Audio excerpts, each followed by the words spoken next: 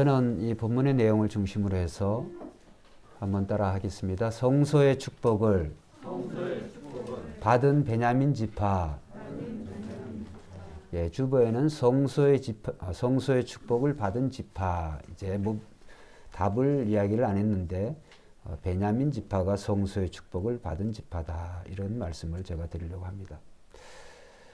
우리가 이제 여호수아 이 18장 내용에 우리가 계속해서 말씀을 보고 있습니다만 18장 1절에 보면 이스라엘 자손의 온 회중이 어디에 모여요? 18장 1절에 성경 봅시다. 이스라엘 자손의 온 회중이 어디에 모여요? 실로에 모여서 거기서 회막을 세웠으며 그 땅은 그들 앞에서 돌아와 정복되었더라. 회막은 성막이죠. 그래서 이스라엘 민족이 이 실로에서 다 함께 모여서 거기에서 하나님 앞에 예배를 드리고 그 다음에 그 땅을 이제 하나님이 주신 약속으로 또 그 땅이 믿음으로 정복되었더라라고 하는 그런 말씀입니다. 지난 시간에 말씀드린 것과 같이 이제 그 5지파는 땅을 분배를 받고 그렇게 차지를 했는데 남아있는 7지파는 여전히 그 땅을 취하려고 하는 그런 액션을 하려고 하지 않으니까 여호수아가 이제 어떻게 된 일이냐, 얼른 가서 그 땅을 취하라. 그러기 위해서는 적극적으로 각 지파의 3인씩 선정을 해서 3인씩 원하는 대로 그 지파의 그러한 그림을 기업을 차지할 만한 그런 그림을 그려가지고 지도를 그려가지고 와라. 그렇게 해서 이제 7지파가 나가서 지도를 그려서 왔습니다. 그래서 이제 제일 먼저 7지파 가운데 먼저 땅을 받게 되는 그 지파가 오늘 11절에 나오는 베냐민 지파입니다. 베냐민 지파. 자, 우리가 이 베냐민이라고 하는 사람을 우리가 한번 정리를 해둘 필요가 있습니다. 그 이스라엘 12지파의 조상이 되는 야곱에게는 12아들이 있었는데 베냐민은 이제 몇 번째 아들일까요? 첫째, 12번째, 둘째, 11번째. 첫째, 12번째, 막내 아들이었어요. 베냐민을 낳을 때 그 어머니 라헬이 너무 그 고통이 있었죠. 그래서 베노니 이렇게 부르면서 그건 슬픔의 아들이라는 거예요. 근데 아버지 야곱의 입장에서는 아무리 와이프가 그 정말 고통 중에서 또 그 일로 인해서 결국은 어미가 그 부인이 죽었지만 베노니라고 이름을 할 수가 없어서 베냐민, 기쁨의 아들이다. 그런 이름으로 바꾸었습니다.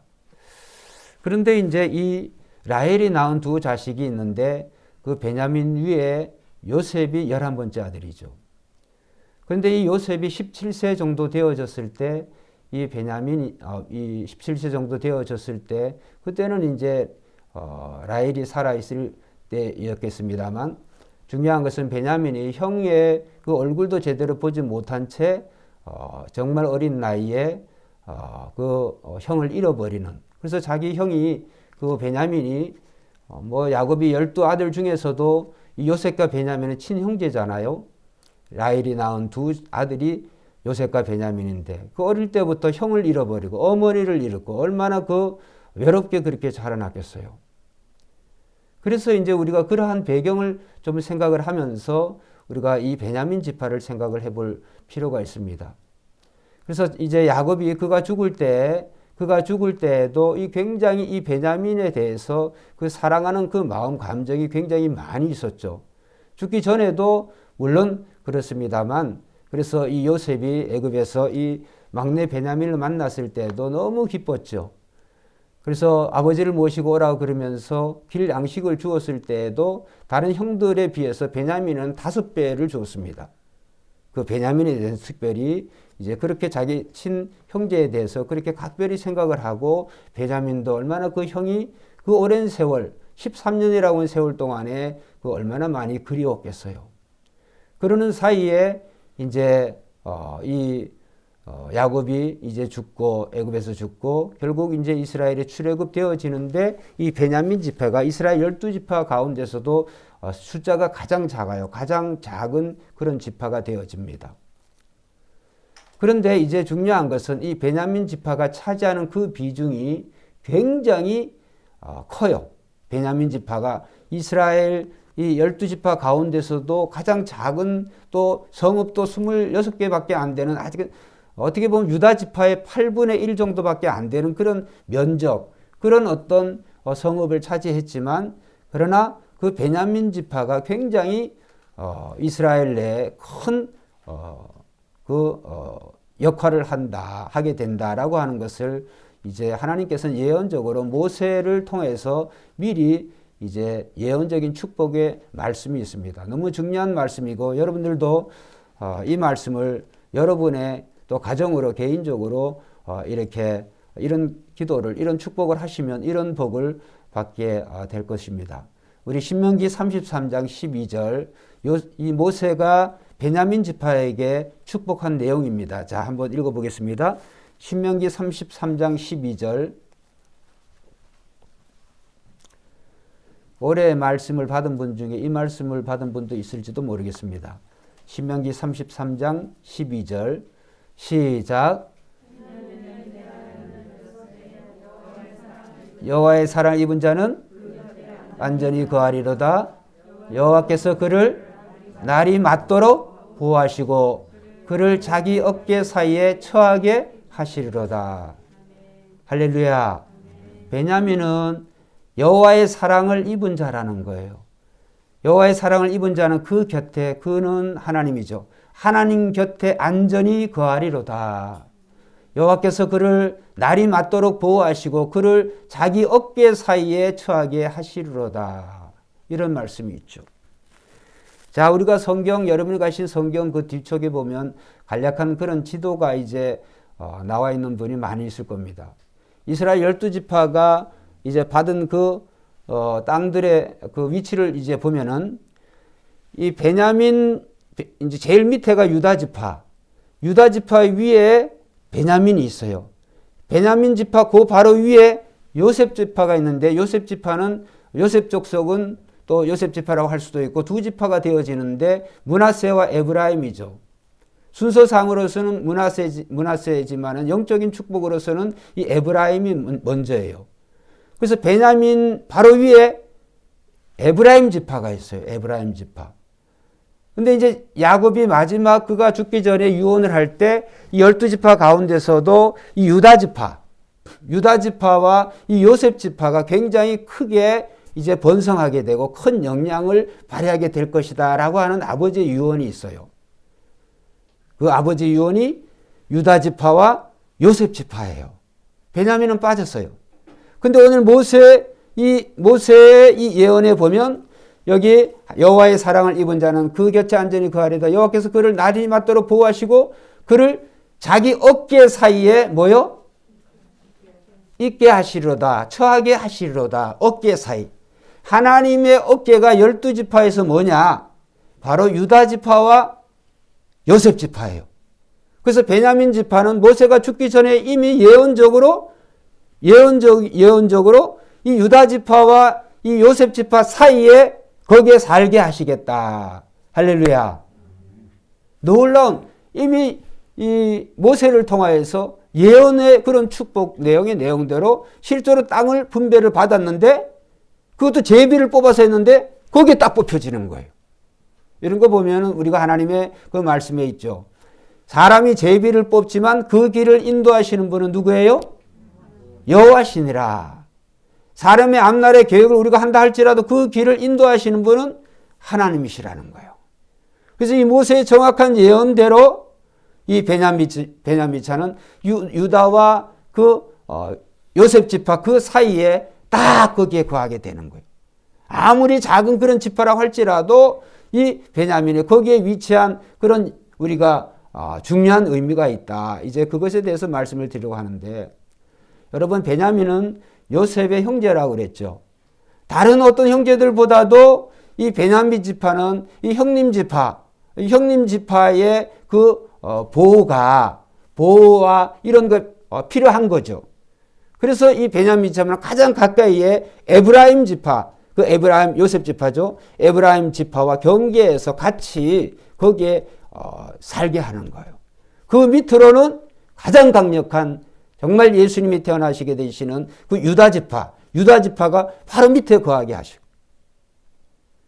그런데 오늘 이 18장 1절에 보면 이스라엘 민족이 어디에 모여서 회막을 세웠다고 그랬어요? 제가 설교 시작에 실로라고요. 실로가 어디에 있냐? 바로 베냐민 지파와 에브라임 지파 그 사이에, 경계는 에브라임 지파의 경계에 있어요.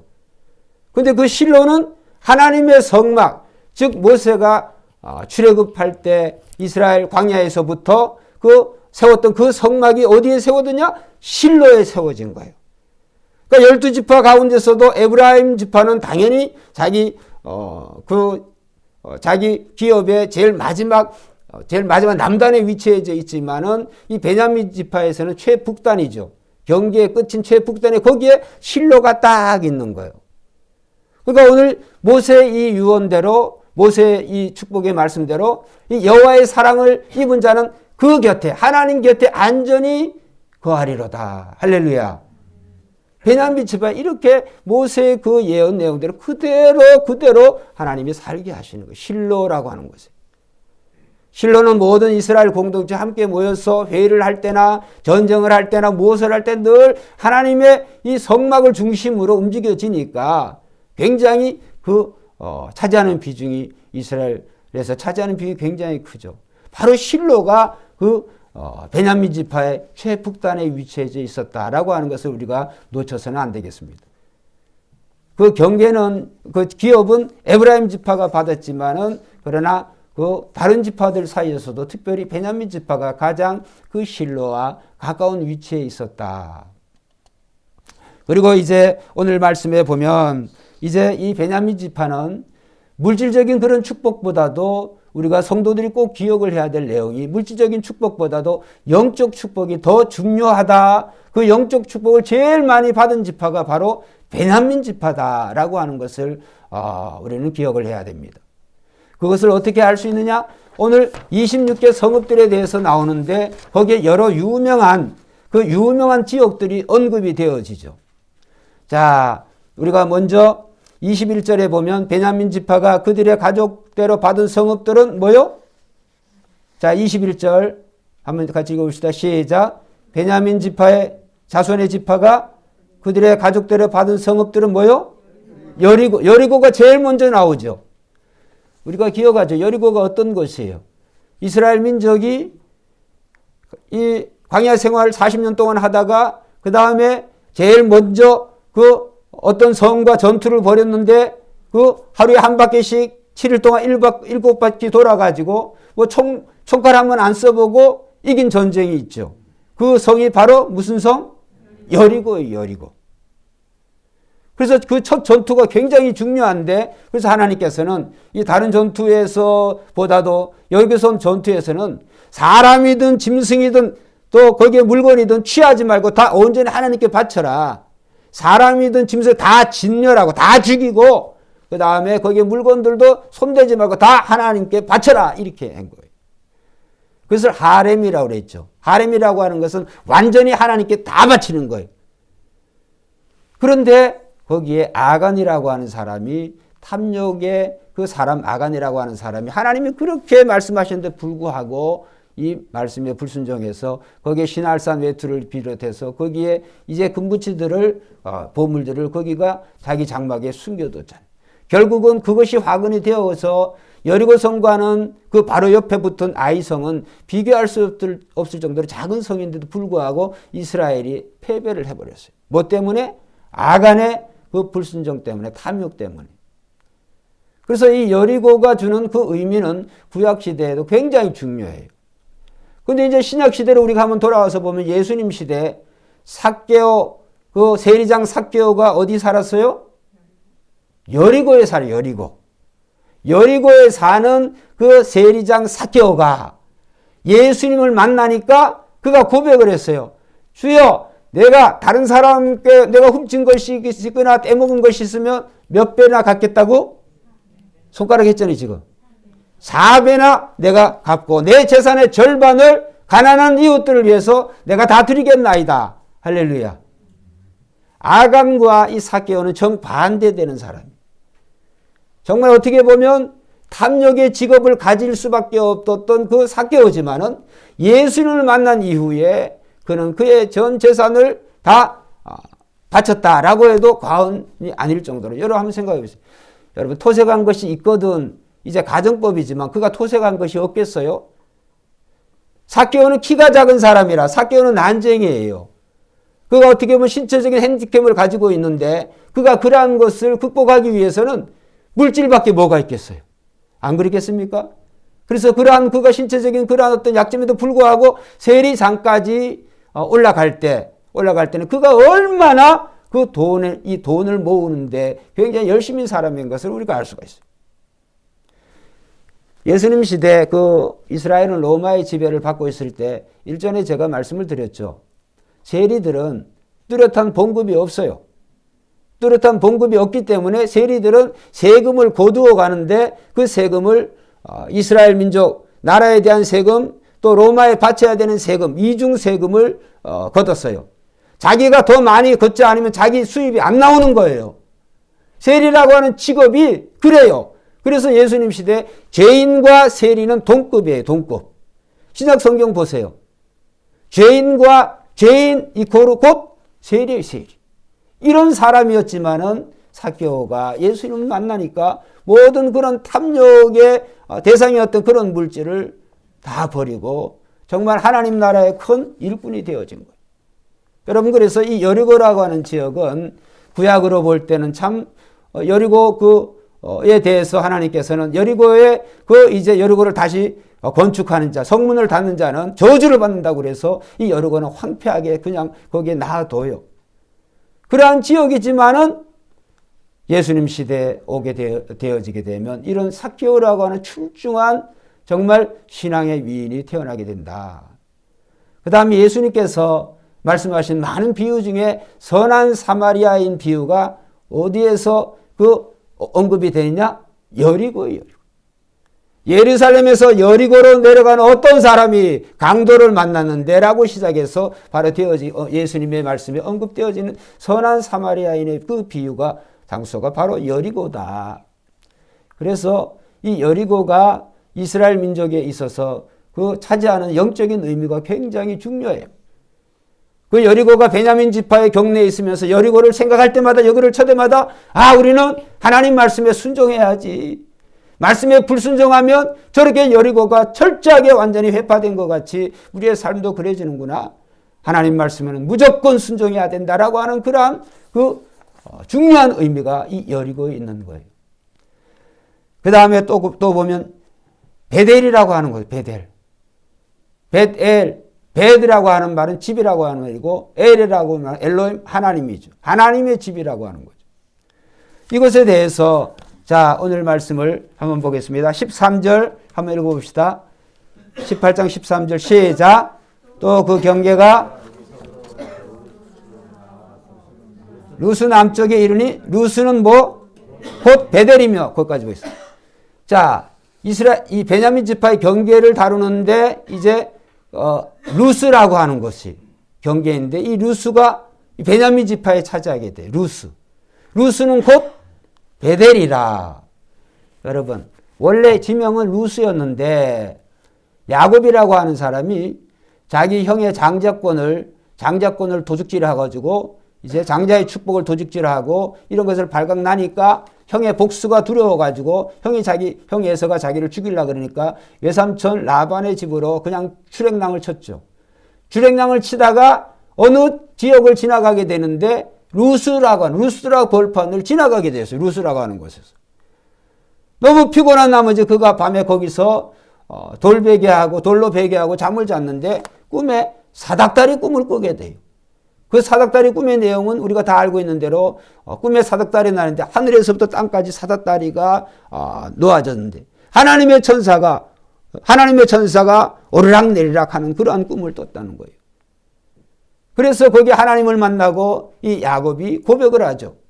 아침에 일어나가지고 이제 그 꿈의 내용이 하나님께서 이 야곱을 축복해 줍니다. 하나님께서 너를 다시 고향으로 돌아오게 해주겠다. 그러니까 야곱이 감사해가지고 자기가 가지고 있는 그 한 병의 그 기름을 돌베개에 있던 그 돌을 세우고 그걸 하나님이 제단으로 만들고 거기에 기름을 붓고 하나님께서 만약 나를 다시 안전하게 나의 고향으로 이것을 이곳으로 다시 돌아오게 하신다면 한번 따라합시다. 수입에 11조를 하나님께 드리고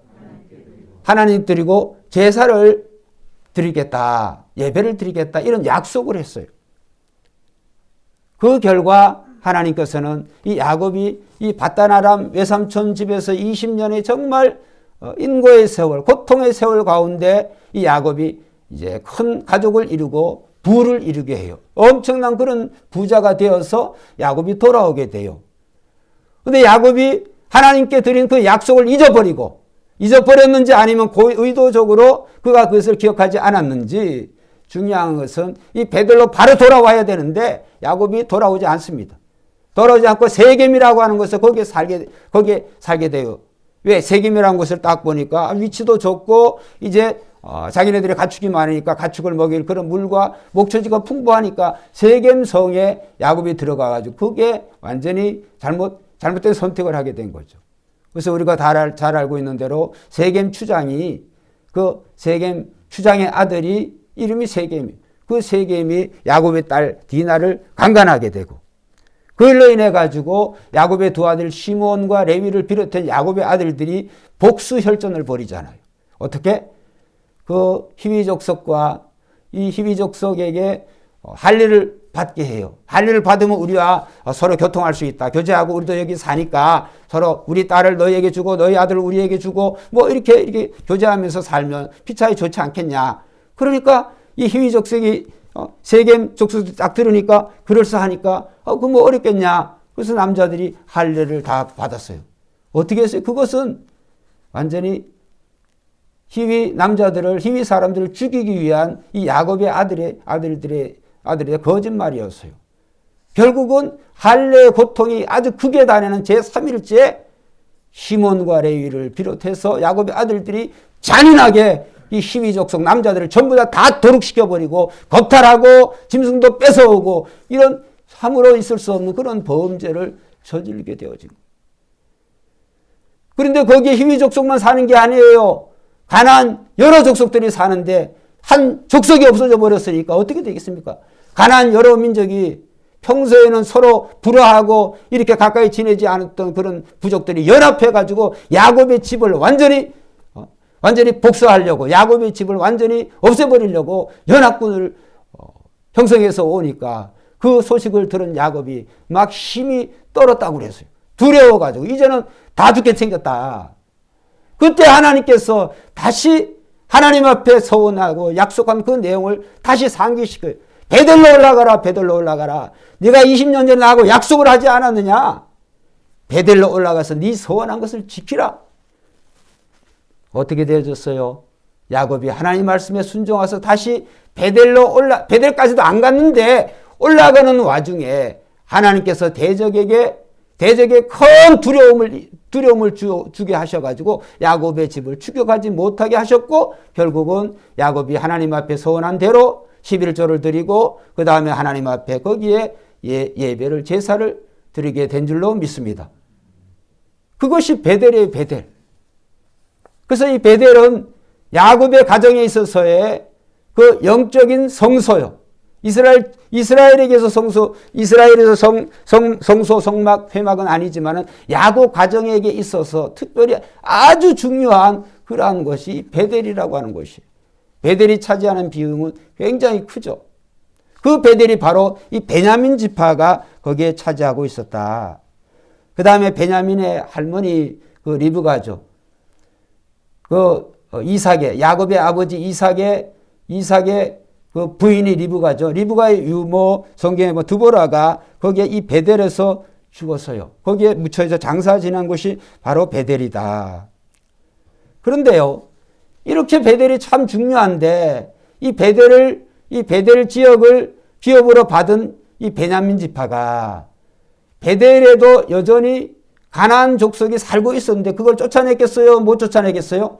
1번 못 쫓아냈다. 2번 쫓아냈다. 1번 못 쫓아냈어요. 이게 참 아이러니가 아닐 수가 없어요. 쫓아냈다고 한다면 이스라엘 역사가 달라졌어요. 역사가. 그래서 베델에서 그 가나안 원주민들을 쫓아내지 못하고 자기들이 쫓아내지 못하고 에브라임 지파가 그 베델의 원주민들을 쫓아내게 되어져요. 그게 베냐민의 수치가 되어지는 거예요. 왜 그런 줄 아세요? 나중에 되면 남북이 솔로몬 이후 남왕국 북왕국이 이제 갈라지게 되어졌을 때 이 북왕국의 대표적인 주자가 요셉 지파인 이 에브라임 지파예요. 그 에브라임 지파의 이 여로보암 왕이 북쪽에는 단, 남쪽에는 베델에, 북쪽과 남쪽에 베델과 단에 거기에 금송아지 우상을 세우고 거기에 하나님께 우상 숭배를 정말 하나님께 정말 죄악인 우상 숭배를 한 대표적인 그런 장소가 베델이 되어져 버려요. 그래서 베냐민이 자기가 기업으로 받은 그것을 자기가 차지하지 못하고 에브라임이 차지하게 된 그 결과가 어떻게 되어졌어요? 북왕국의 가장 우상을 음란하게 극렬하게 섬기는 그런 장소가 되어졌다. 여러분, 이 말씀이 우리에게 주는 영적인 교훈이 굉장히 큽니다. 하나님이 여러분에게 주신 기업을 잘 정리정돈해야 될 필요가 있다는 거예요. 할렐루야! 하나님이 여러분에게 주신 기업이 있어요. 자식이 될 수도 있고 무엇가 될 수도 있고 의미는 각각 달라요. 그러한 것들 여러분이 잘 기억을 하셔서 하나님이 여러분이 주신 것을 여러분의 것으로 취하지 못한다면 거기에 대해서 응분의 참 큰 대가를 치르게 된다. 사사기서 한번 찾아보겠습니다. 사사기서 그냥 제 말씀만 들어가지고는 실감이 안 나니까 사사기서 1장 사사기, 룻기, 사무엘상 이렇게 넘어가잖아요. 여호수아 다음에 사사기니까 사사기 1장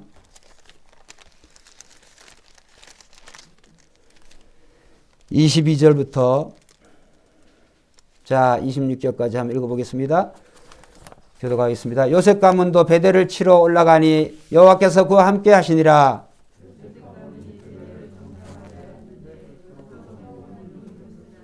정탐꾼들이 그 성읍에서 한 사람이 나온 것을 보고 그에게 이르되 청하노니 이 성읍의 입구를 우리에게 보이라. 그리하면 우리가 내게 선대하리라 하며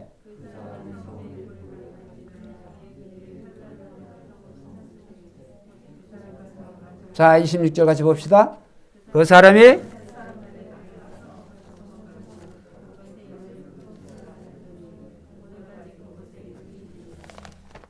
여기 보면 요셉 자손이 쳤다라고 하는데 그 요셉 자손이 결국은 에브라임 지파예요. 에브라임 지파가 이 베델에 사는 원주민들을 정복하게 돼요.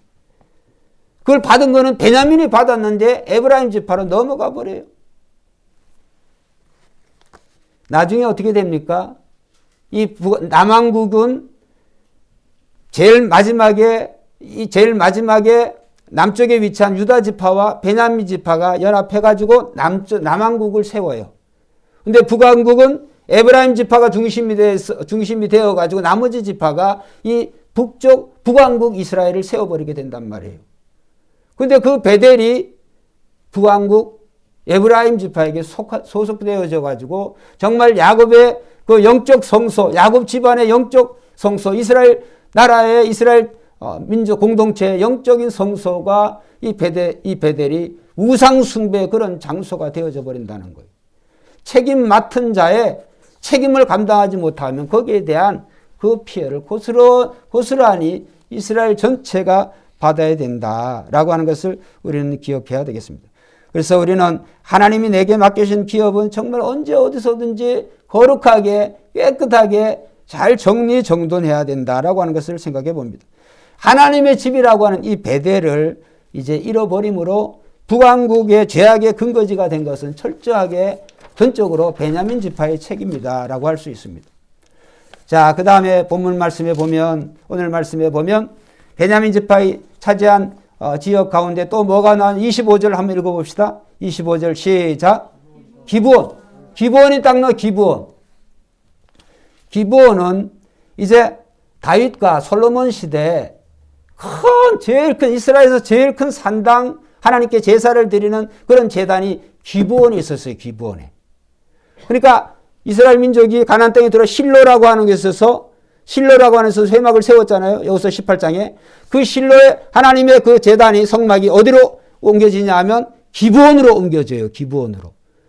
그래서 이 기브온 산당에서 솔로몬의 1천 번제를 거기서 드리고 하나님께 복을 받은 곳이란 말이에요. 기브온 산당이.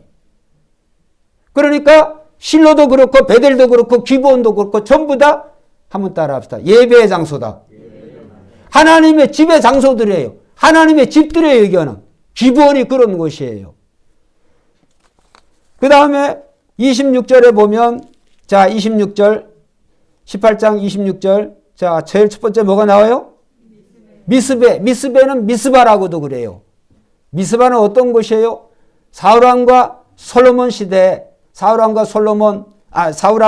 다윗 시대, 그 다음에 선지자 이 사무엘 시대, 사무엘 시대 이 미스바는 거기에서 하나님의 성지 역할을 한 곳이에요. 이 미스바라고 하는 곳은. 그래서 이 사무엘이 제사장이기도 하지만 선지자였어요. 사무엘 초기 시대 이스라엘 민족이 그렇게 우상숭배하지 말라 그래도 또 우상숭배하고 막 이렇게 하니까 블레셋이 마음 먹고 작심하고 블레셋이 쳐들어와 가지고 이스라엘 민족이 완전히 다 죽게 생겼어요. 그때 사무엘 선지자가 어디로 모이라 그랬냐면 미스바로 모여라. 미스바로. 이 베냐민 지파에 있는 미스바로 모여서 거기에서 그들이 종일 금식하면서 우리가 여호와 앞에 범죄하였나이다 라고 하는 회개 운동을 벌인 것이 바로 미스바예요. 미스바. 사무엘이 이르되 온 이스라엘은 미스바로 모이라. 내가 너희를 위하여 여호와께 기도하리라 하며 그들이 미스바에 모여 물을 길어 여호와 앞에 붓고, 하나님의 제단이 있었다는 거죠. 물을 길어 여호와 앞에 붓고 그날 종일 금식하고 거기에서 이르되 우리가 여호와께 범죄하였나이다 하니라. 사무엘이 미스바에서 이스라엘 자손을 다스리니라. 그런데요, 이제 여러분들 거기에 사무엘상 7장 5절 6절 읽어보시면 이스라엘 민족이 하나님 앞에 제사를 드리는데 뭐 많은 제물을 드리는 거 아니에요.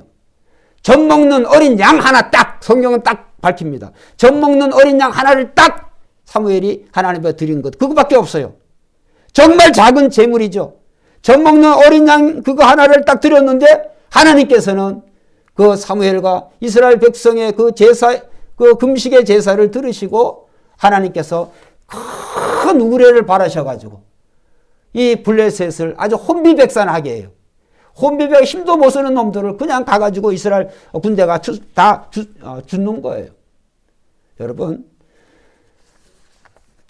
우리의 적군이, 우리의 원수가 아무리 큰 세력을 이룬다 할지라도 우리가 하나님 앞에 우리가 해야 될 것, 지극히 작은 것 하나이지만 우리의 정성을 들이면, 특별히 하나님 앞에 정말 그 정성이 드리는 그 예배를 하나님이 기뻐하시고 하나님이 문제를 해결해 주시는 줄로 믿습니다. 그게 미스바예요. 미스바. 너무너무 중요한 것이죠. 그 다음 제일 마지막으로 이 예루살렘. 두 말하면 잔소리죠. 이 예루살렘, 평화의 도시 예루살렘이 어디에 있었느냐? 베냐민 지파의 경내에 있었는데 이 예루살렘이라고 하는 것이. 그래서 베델은 잃어버렸지만은 그러나 이 예루살렘은 베냐민 지파가 차지하고 있었어요.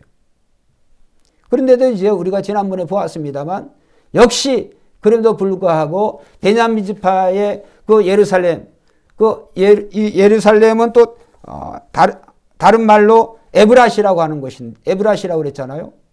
근데 이 예루살렘은 이 베냐민의 남쪽에 있어요. 조금 남쪽 위치에 있는데 그 남쪽은 베냐민 밑에 베냐민 지파의 기업 밑에는 무슨 지파? 유다 지파가 살고 있다고 그랬죠. 유다 지파의 북쪽에 이 예루살렘이 위치해 있는 거예요. 그런데 베냐민 지파가 자기가 기업으로 받은 예루살렘에 거기 사는 여부스 족속을 못 쫓아내요. 이미 일전에 말씀드렸죠. 여부스 족속을 누가 쫓아내요? 밑에 갈렙이, 예? 이 유다 지파가 쫓아냈어요? 못 쫓아냈어요? 못 쫓아냈어요. 유다 지파도 거기를 못 쫓아냈어. 그러니까 예루살렘이 베냐민 지파 받았지만 유다 지파도 못 쫓아내고 그거를 300년 동안 다윗 시대까지 여부스 거민들이 같이 살아. 하나님의 성전이 예루살렘에 나중 이후에는 세워지게 되겠습니다만 그렇게 중요한 성지인데 거기에 여부스 거민들을 못 쫓아낸 거예요. 그런데 다윗이 달라요. 이 다윗이 300년 후에 정말 그 여부스 거민들이 커져가지고 이스라엘을 능멸을 했잖아요. 소경과 절름발이라도 너희를 이기겠다. 그래 다윗이 군사들을 보내가지고 이 여부스를 정복하게 돼요. 그리고 다윗 시대 이 여부스 거민들을 완전히 쫓아내고 예루살렘이 이제 이스라엘 나라의 수도가 되어져요. 하나님의 성전이 거기서 세워지게 되는 거예요. 할렐루야. 다윗은 달라야 됩니다. 유다 지파의 갈렙도 못 쫓아냈고 300년 동안 수많은 용사들이 있었는데 이스라엘 12지파도 아무도 손 못 댄 그곳을 하나님의 사람 다윗이 그렇게 믿음의 사람이 있는 거예요. 일전에 제가 말씀을 드렸죠. 예루살렘은 그 해발 고지대에 위치하기도 하고 그 정말 골짜기로 둘러싸여 있고 그 천연 요새예요. 그러한 곳인데 다윗의 군사들이 그 수직 직벽으로 된 그 우물을 타고 올라가가지고 누가 우물을 수십 메타 되는 그 우물을 누가 직각으로 된 걸 어떻게 기어 올라가요? 다윗의 용사들이 그거를 한 거예요. 여러분 이렇게 우리는 다윗을 보면서 정말 하나님이 주신 그 기업을 하나님이 그 성소를 소중히 사랑하는 자는 하나님의 축복을 받게 되는 줄로 믿습니다. 자, 성경 이것만 읽어보겠습니다. 시편 122편 여러분이 잘 아시는 그런 말씀인데요. 시편 122편 다 찾아보세요. 하나님의 성전을 사랑하는 자는 어떤 복을 받게 되느냐?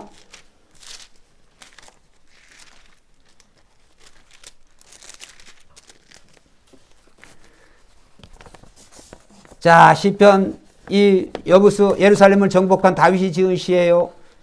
자, 우리가 온 마음을 다해서 우리가 교독해 보겠습니다. 사람이 내게 말하기를 여호와의 집에 올라가자 할 때 내가 기뻐하였도다. 예루살렘아 너는 잘 짜여진 성읍과 같이 건설되었도다. 뭐 하려고요? 감사하려고. 예루살렘은 감사하는 집이에요. 감사하려고 이스라엘의 전례대로 그리로 올라가는도다. 자, 6절 읽어보세요. 예루살렘을 위하여 예루살렘을 사랑하는 자는 뭐요? 자, 7절부터 9절 같이 읽읍시다. 내 성 안에는 평안이 있고 내 궁정에는 형통함이 있을지어다. 내가 내 형제와 친구를 위하여 이제 말하니 내 가운데 평안이 있을지어다. 여호와 우리 하나님의 집을 위하여 내가 너를 위하여 복을 구하리로다. 할렐루야. 예루살렘을 사랑하는 자는 예루살렘의 형통의 복을 하나님이 주시는 줄로 믿습니다. 베냐민은 하나님의 사랑을 입은 자는 하나님이 그 곁에 살게 하시고 그의 어깨 사이에 살게 하신다. 이렇게 말씀하셨어요. 여러분 결국은 이 예루살렘이 바로 이 베냐민 지파가 그래도 여부스 족속을 쫓아내지 못했지만 그러나 이 예루살렘을 차지하고 있었던 그 결과 남왕국 북왕국이 갈려져 있을 때 전자에 말씀드렸잖아요. 유다 지파와 함께 정말 거대한 이 영적인 그 역사의 장소가 되어진다. 여러분 이 말씀을 통하여서 오늘 우리는 하나님이 여러분이 주는 기업을 정말 잘 간직하시기를 주의 이름으로 축원드립니다. 하나님이 열으신 그 기업은 여러 가지 의미가 있다고 그랬잖아요. 직장이면 직장, 뭐 재능이면 재능, 은사면 은사, 가정이면 가정, 그러한 것들을 잘 지키고 보존해야 돼요. 쫓아내야 될 거를 쫓아내야 되고 하지 말아야 될 거 하지 말아야 되고 그것을 잘 지킬 때 베냐민이 이렇게 하나님의 어깨 사이에 거하게 되는 하나님이 그 곁에 사시게 되는 가장 좋은 그런 보호자 하나님이 우리 하나님 아니시겠어요? 여러분 베냐민은 외롭고 정말 힘든 그런 환경 속에서 자라났지만 그는 최고의 보호자이신 하나님께서 그 베냐민 지파를 지켜주신 줄로 믿습니다. 여러분 우리가 성경을 그냥 읽으면 잘 몰라요. 그러나 설교를 통해서 이렇게 우리가 들으니까 이 베냐민 지파가 온갖 성소가 온갖 하나님의 제단들이 전부 다 베냐민 지파에 있는 거구나. 얼마나 감사한 거예요. 얼마나 감사해요. 그래서 예루살렘을 사랑하는 자, 즉 하나님의 성소를 사랑하고 또 하나님의 성소를 사랑하는 자는 하나님의 그 성소에 합당한 그런 축복을 주시는 거예요. 하나님의 집은 감사의 집이 되어야 될 줄로 믿습니다. 감사의 집. 원망과 불평을 거둬두고 하나님의 집에 올 때 늘 감사해야 돼. 감사. 여호와께서 내게 주신 모든 을 내가 무엇으로 보답할꼬? 사무엘이 비록 선지자 사무엘이 기브온에서 전나는 어린 양 하나를 드렸지만 그가 정말 중심을 다해서 그 제물을 정말 작고 연약한 거죠. 그걸 하나님께 드릴 때 하나님이 대성하게 하신 것처럼 하나님은 우리의 중심을 보시는 하나님이신 줄로 믿습니다. 하나님은 여러분의 이 예배가 얼마나 정성이 담겨 있는지, 여러분의 혼이 담겨 있는지 하나님께서는 그것을 기억하세요. 그렇기 때문에 여러분이 사시는 동안에 늘 예루살렘을 사랑하시고 이 예루살렘의 그 복을 다 받으시는 새벽에 전 성도가 다 되시기를 주의 이름으로 축원드립니다.